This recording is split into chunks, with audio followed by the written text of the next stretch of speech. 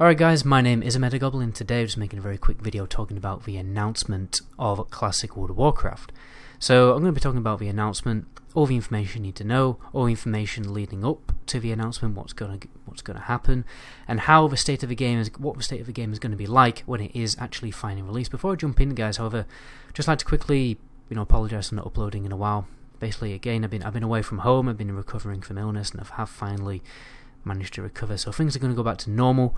Got a paladin leveling guide coming out soon, and other class guides coming out soon, and I will be transitioning into doing YouTube full time by the end of the month, hopefully, and streaming as well, which brings me on to, hopefully, please do give me a quick follow on Twitch. You'll find that in the description. So let's jump into the video. The release date is officially the end of summer. It is the August 27th. Everyone in my community pretty much predicted this. We always predicted that, in the comment section on my live streams, that it was always going to be the end of summer. The state of what the game looked like in the demo, it looked like it needed time. It looked like it needed development time. I didn't think early summer was going to be a realistic prediction, so we're getting it at the end of the summer. Depending on what time zone you actually live in, it's going to be obviously released at different times.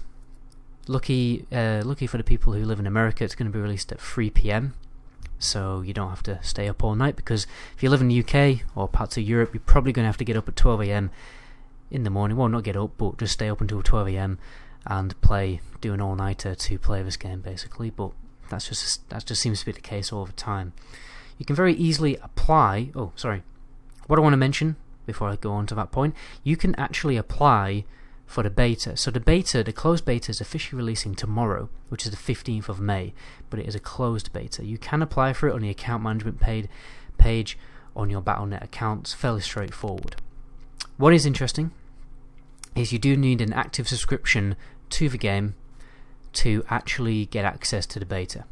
Okay, so a little bit of a cheeky incentive to go and subscribe to the game. I wouldn't recommend doing it, just for a chance of getting into the beta. It's probably not worth your money. Unless you like retail, then maybe do it. But judging by the wording on the website, it looks like you're going to have an increased chance to actually get onto the beta if you have a really old account or a really new account, probably like post-Legion kind of region. It looks like Blizzard they want the opinions of old school veterans of the game and also fairly new players to get a good diverse opinion on the state of the game. So just pretty clever way to do a beta test, to be honest. But it doesn't look like there's ever going to be an open beta. Open betas normally are just for fun, to create a bit of hype for the game, more of a marketing strategy thing. Blizzard, it looks like there's just going to be a closed beta. We've got stress test on the 23rd of March, 19th and 20th of June, and the 18th of 19th of July. So it looks like there's a big stress test every month. So that probably means, judging by the timing of that, like the last stress test is in July, and then the release is on the 27th of August. I wouldn't count on it being a big open beta. It looks like they're just going to test their tech with a closed beta, stress the crap out of their servers, and just basically release it. I can't see there being an open beta. Interestingly, though, I know I've said that twice, but another thing I'm not a particularly huge fan of is you can create your character basically a couple of weeks early, right, half a month early. On the 13th of August, you can create a character, right? You can create your character and claim your character name, but you will need an active subscription to the game. So the reason why I don't like this is because I'm probably going to do it. I'm probably going to subscribe to the game half a month early, which means that for half a month I'm not playing the game. I'm really not getting my money's worth in any shape or form. So personally, I just find that a little bit cheeky. Just let me take that white bit off. It does automatically. I find that a little bit cheeky. It's just a bit of a roguish tactic to make a little bit of extra money from the player base, I think. I'm not a huge fan of it, because at the end of the day, I really do want to get the character name I want, so it gives me an incentive to subscribe to the game early, even though I'm not going to actually get my money's worth out of that active subscription, because I won't actually be playing the game. So you're basically paying for a game. It's almost like pre-ordering a game, I guess. But anyway, that's pretty much all the info I have about the release and the lead up to release. What we're going to talk about now is what is the game going to be like when it is finally released, right? Because a lot of news has been floating around over the past few months. So I'm just going to basically cover it all as brief and informative as I possibly can. So the game is going to release with the patch 1.12 client. Sorry, not the patch 1.12 client, but the patch 1.12 state of the game. But obviously the game will progress through 6 phases of content, right, similar to vanilla. It's basically how most private servers do it. However, they are doing it slightly different to how private servers do it, right? This is the best way I can explain it, right? Class design, game mechanics, and items will all have their conditions set to 1.12 condition, right? The 1.12 condition. All those items, everything will be as if it is in patch 1.12. This means no unlimited player cap on dungeons, 15 man up a Blackrock Spire, no old talent systems, no stat changes like having spirit gear on warrior tier sets and tier set bonuses being different, all that kind of thing. There'll also be a 16 debuff limit, pretty much from straight away, and yeah, basically all that's going to happen with the patches is content going to be released. What is interesting about this is, I think the two most interesting things, which are most significant, which most people, including me, are not too keen on, is progressive itemization and the debuff limit, right? Because if you have a higher debuff limit and better, I suppose, yeah, the stats on gear are better, right, in the patch 1.12 version of the game, and are better optimized normally for specific classes, right? So it means that the early PvE content is going to be easier because our characters will be stronger and our raid will be able to do more DPS. So I'm not so keen on that. I'm hoping that Blizzard bear that in mind and tune the bosses so they're a little bit more difficult to compensate for this, basically, I guess you can call it a player buff, right? We're all getting a buff in the early phase of the game, so I'm not overly keen on that. Next thing to discuss is the fact that the game has been designed on don't know why I said that so posh, on the Legion client, right? So it's been backtracked from the Legion client to become classic World of Warcraft. What's interesting about this is a number of unconfirmed things and a number of confirmed things, right? So basically there will be an option to extend the graphics further than the original classic World of Warcraft graphics, such things as, as you can see on the background footage right now, ground clutter. There will be more ground clutter, increased view distance. As we can see right now, the fog in the distance is this is quite unique to the zone because I'm in the Heartlands, but the view distance, the fog distance might be further.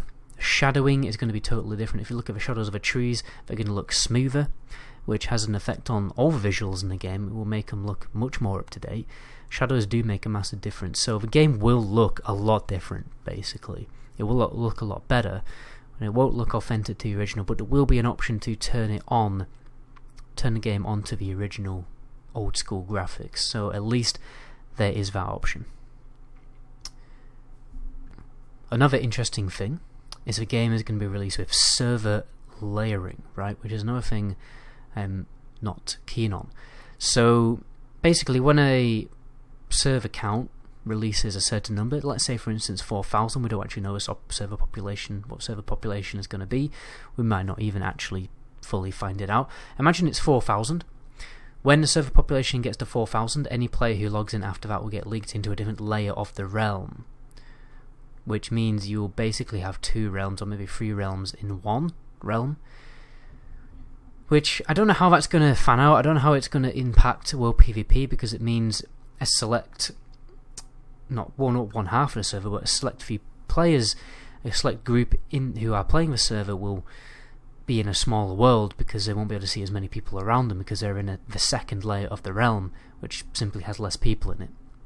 So yeah, again, I'm not keen on that. What else do we have here? So another thing, because it's been made on this newer up-to-date client, there are a number of things which might be added to the game. However, they are fairly unconfirmed.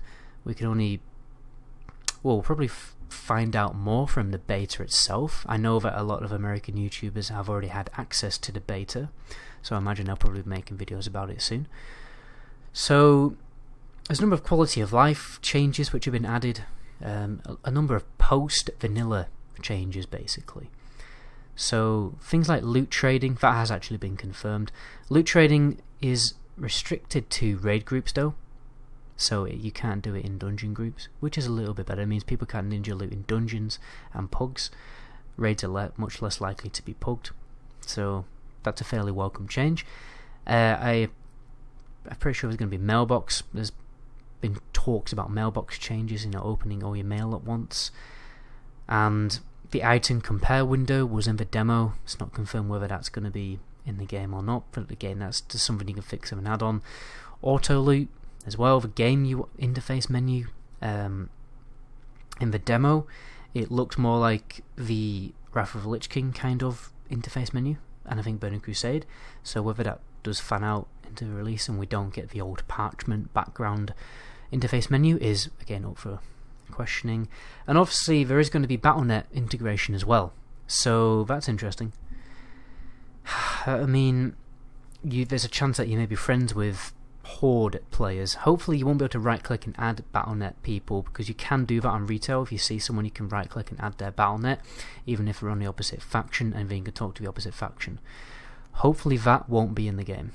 Hopefully that won't be, because again that will affect how WoW PvP functions in the entire game. So, but you will be able to talk to someone playing Diablo, for instance. You will be able to talk to people through a Battle.net whisper menu who are also playing Classic World of Warcraft or retail or any other games. But hopefully you won't be able to talk to the opposite faction as easily as you can on retail. So I think I pretty much covered everything there, guys. I've rambled on long enough. My voice is about to break. I need to go to sleep, even though I've literally done nothing today other than work and cook. But oh well. My name is Goblin. Until my next video. Ciao.